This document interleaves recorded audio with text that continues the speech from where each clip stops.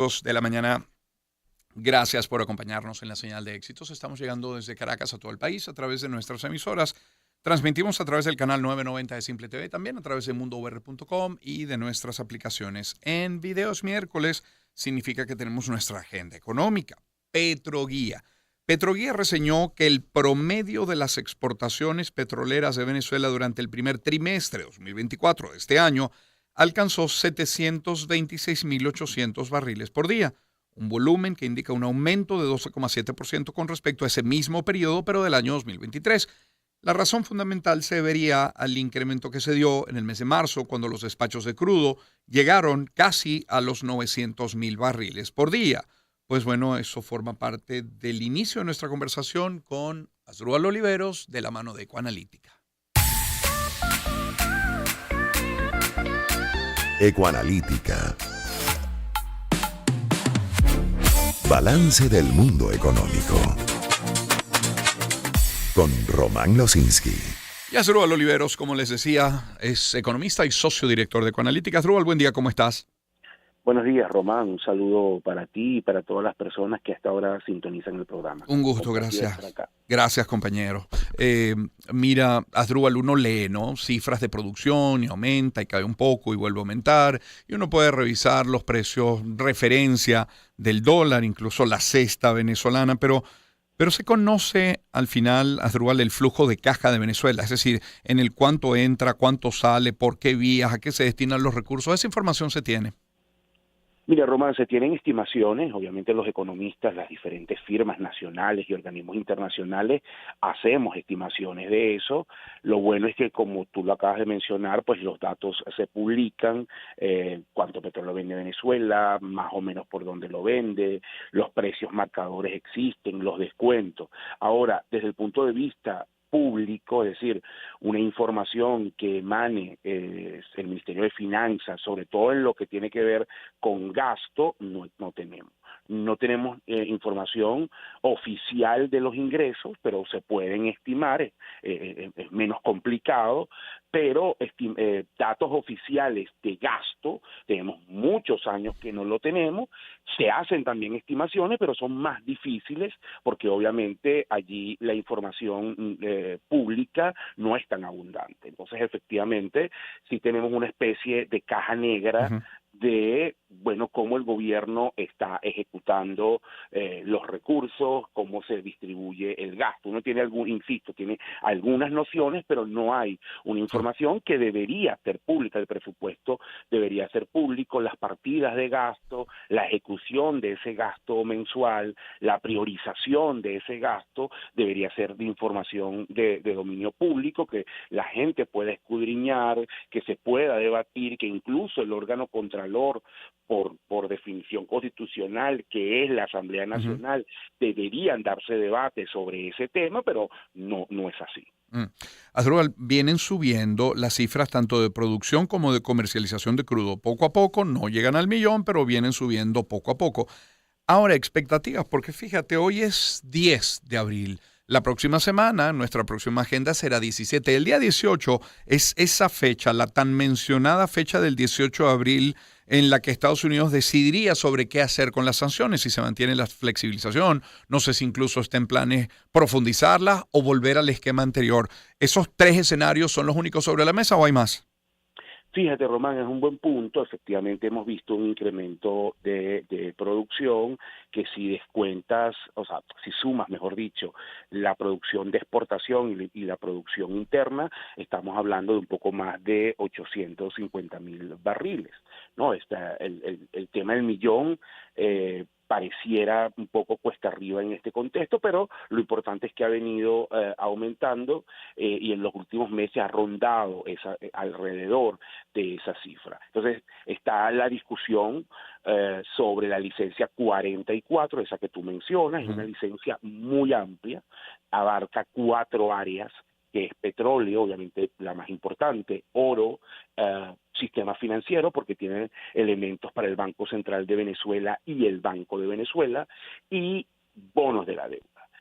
Pero más importante que esa licencia, que es donde, bueno, por razones obvias, porque se vence el 18, todo el mundo tiene las expectativas, es la otra licencia que existe, que es conocida como la licencia 41, Ujú. donde se regulan o donde están paradas las actividades de Chevron, que es hoy la empresa petrolera privada, socia de PDVSA, digamos, más importante en términos de producción.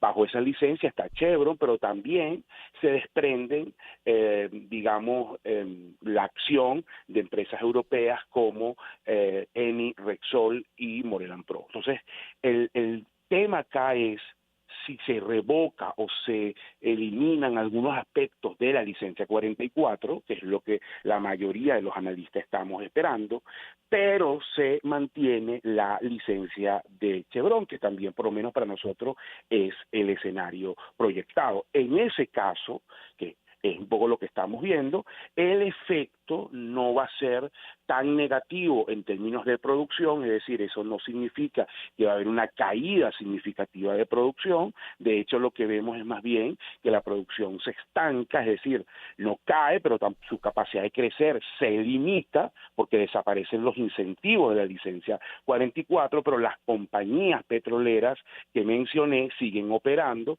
¿Cuál es la limitación de la licencia 41? Que no te permite ampliar tu producción. Tú no puedes operar fuera de los campos en los que ya está. Ujú. Pero eso, bueno, hace pensar que la producción puede mantenerse o no tener caída significativa, ¿no? Entonces ese es el primer punto. ¿Dónde va a estar el efecto negativo Sí. de la licencia 44? Bueno, uno, tema de expectativas, ¿no? Que volver otra vez a un escenario donde la dinámica sancionatoria se eleva nuevamente, Ujú. pero en el flujo de ingresos, porque una parte del petróleo va a tener que venderse con descuentos.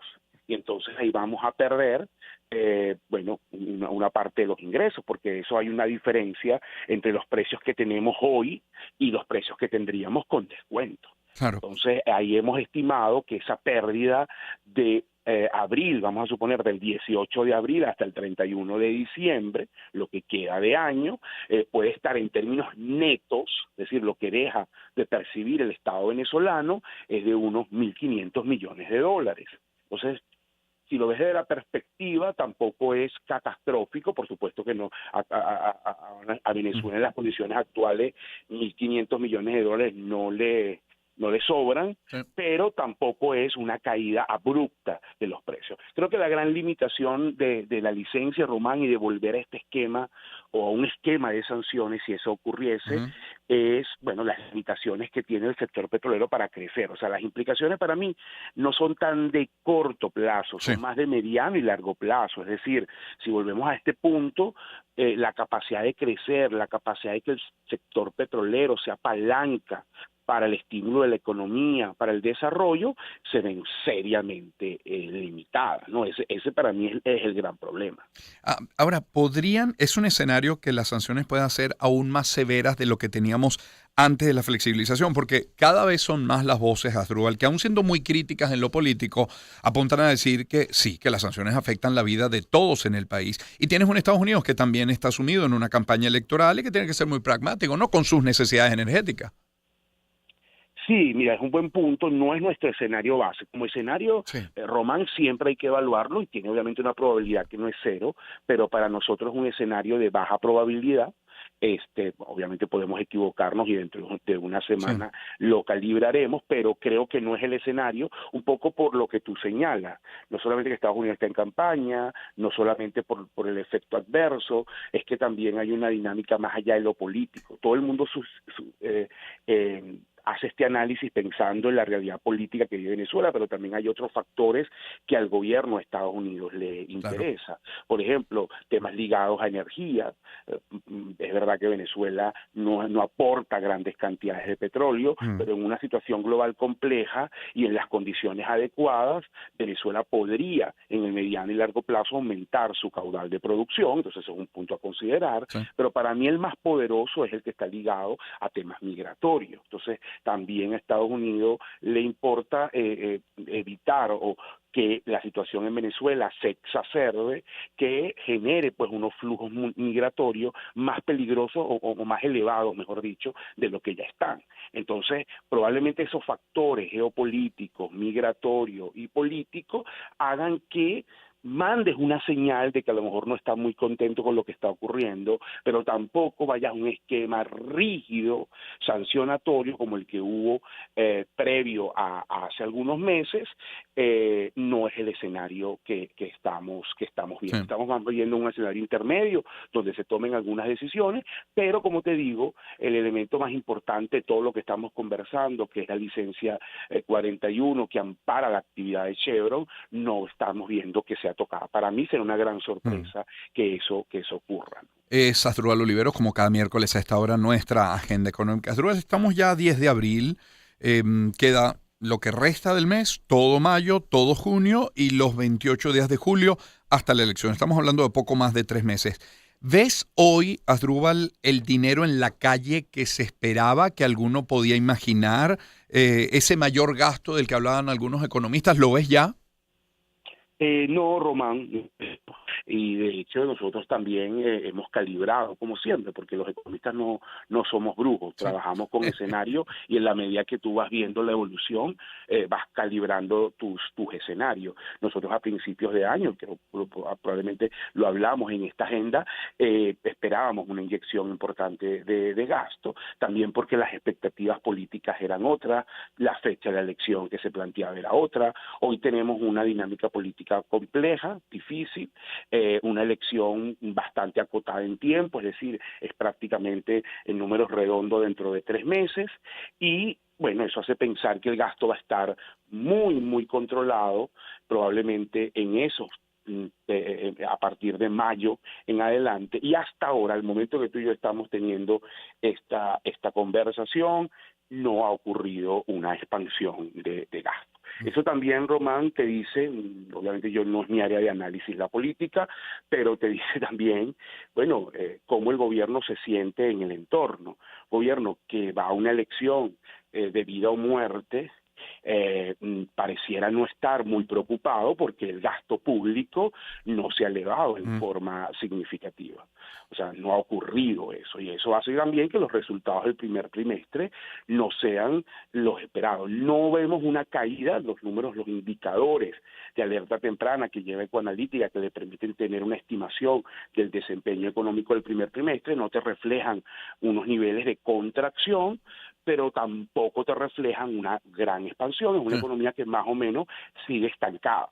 ¿Entiendes? Con en ventas una leve recuperación, pero impulsada principalmente por alimentos, medicina y cuidado personal. Obviamente contribuye muchísimo la estabilidad de precios, que probablemente es el frente donde el gobierno puede mostrar más éxito, ¿no? De alguna manera, o sea, tienes una inflación anual por debajo del 70%, una acumulada que no llega al 5%, una estabilidad cambiaria, ese frente pareciera o es un punto importante, pero desde el punto de vista de actividad, de consumo, de producción, no estamos viendo expansión.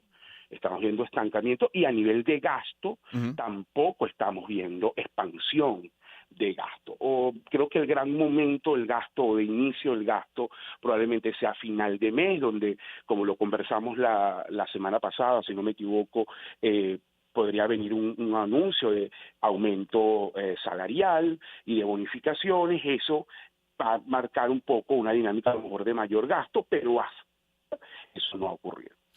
Y ya para terminar, Asdrúbal Oliveros es nuestro invitado. ¿Qué otros ingresos representativos tiene el país? Más allá del petróleo, más allá de los impuestos, y que no sea potencial, que hoy sea una realidad. Pregunto, productos petroquímicos son importantes para el país, metales, chatarra, porque cuando hablas con los exportadores te dicen, bueno, mira, sí, estamos exportando camarones y café y cacao que son importantes, y también chatarra, metales, pero para el país, ¿qué otro ingreso hay? Mira, en términos de tamaño, Román, los ingresos petroleros en este momento representan prácticamente el 89% del total, ¿no? Entonces, nos guste o no, el petróleo marca nuestra Sí. dinámica. Le sigue en orden de importancia el oro, que también es un ingreso importante, que por cierto ya esa licencia fue Sí, eliminada y sin embargo no la afectó tanto porque las ventas de oro se hacen por mecanismos que no necesariamente van por Estados Unidos, pero el oro es la segunda fuente de ingreso y luego sí entran, algo de petroquímica, pero muy poco, metalmecánica, la verdad que fuera de eso es muy limitado. Y del caso del sector privado, también hemos visto un esfuerzo importante por exportar, que creo que hay que destacar, porque prácticamente desde 2017 a la fecha, las exportaciones del sector privado no tradicionales se han multiplicado por 5, es un esfuerzo. Creo que a mí lo que me gusta destacar es eso, esa sí, multiplicación por 5. Ahora, en términos de monto es muy bajo, estamos ah, hablando de algo que ligeramente está por encima de los $1.000 millones. Sigue siendo muy poco en comparación con lo que puede estar aportando en este momento el petróleo. Entonces la claro, economía venezolana en esencia sigue siendo la sí, misma, una economía que depende muchísimo de las divisas petroleras, un sector privado que sigue dependiendo de las divisas que se subastan en los mecanismos de intervención para poder importar, o sea, el sector privado sigue con ese problema que no es nuevo y que es un problema, vamos a decir, estructural que arrastramos de décadas, que genera suficientes dólares y tiene que esperar los dólares petroleros para poder operar. No solo que hoy los mecanismos de asignación de esos dólares son un tanto distintos a como eran en el pasado, ¿no? claro. Asdrúbal, hoy ya son 20 años de Ecoanalítica. Yo, antes de hablar del foro que tienen por estos 20 años, ¿recuerdas cómo, cuándo nació? Sí, bueno, de verdad que eso me tiene muy Sí. orgulloso, Román. Uno no cae en cuenta, también uno se pone más viejo. Yo llegué a Ecoanalítica no hace 20 años, llegué a los 17 años, de que tenía 3 años de Exacto, Ecoanalítica. exacto. Bueno, una idea que tuvieron los Grisanti, Alejandro y Armando, que después me invitaron a sumarme, una empresa que empezó, mira, muy pequeña. Yo recuerdo justamente cuando yo llegué no teníamos ni 20 clientes. Hoy Ecoanalítica es referencia nacional e internacional, tiene más de 300 clientes, pero lo más importante, por supuesto que nuestros clientes para nosotros es la razón de ser, lo más importante también es la gente que ha pasado por Ecoanalítica y bueno, esa cantidad de economistas que hoy brillan en diferentes Es ámbitos, verdad. muchos de ellos afuera, dejando alto el nombre de Venezuela. De hecho, en el foro, que es el 24 de abril, de 3:30 en adelante, esta vez va a ser en la tarde, en el Hotel Marriott, tenemos un panel con 5 de nuestros economistas que pasaron, todos hoy investigadores en el Banco Interamericano de Desarrollo, en el Banco Mundial, en CAF, y bueno, esos muchachos que fueron pasantes míos o mis asistentes, hoy son grandes investigadores, van a mostrar diferentes líneas de investigación, y de verdad que ese foro lo que más me emociona es eso, porque bueno, Sí. imagínate, es ver gente con la que compartía, la que vi crecer, hoy brillando, y me llena de muchísimo orgullo, y como lo escribí ayer en la red X, es como parte del legado que va dejando Ecoanalítica, ¿no? Y hay muchos más, estos son solo 5, porque obviamente no podíamos traerlo a todos, pero hay muchísimos más. Entonces, de verdad, muy orgulloso, y bueno, nuestro trabajo es seguir haciendo nuestro lema, que es, acompañando las buenas decisiones de nuestros clientes y Claro. ayudando a Venezuela también, porque Ecoanalítica también hace una labor importante en la difusión de estadísticas y de números que nosotros generamos con mucho Sí. esfuerzo, pero que ayudan también al debate económico. Claro, 24 de abril entonces a partir de las 3:30 de la tarde dijiste en el Marriott. ¿Cómo participar para el que esté interesado? Bueno, pueden preguntar a través de nuestras redes, @Ecoanalítica, tanto en X como en Instagram. Ahí pueden escribir y le van a contestar sin ningún problema. También allí están el flyer y toda la Claro. cosa, y pueden verlo en detalle. Pues muchísimas gracias y enhorabuena No, por a ti, estos 20 Román. años. Un abrazo, Asdrúbal. Abrazo para ti. Saludos. Asdrúbal Oliveros es economista, socio director de Ecoanalítica. A las 7:29 minutos de la mañana ya vamos a conversar con Eduardo Strauch, sobreviviente de los Andes, de aquel accidente en 1972.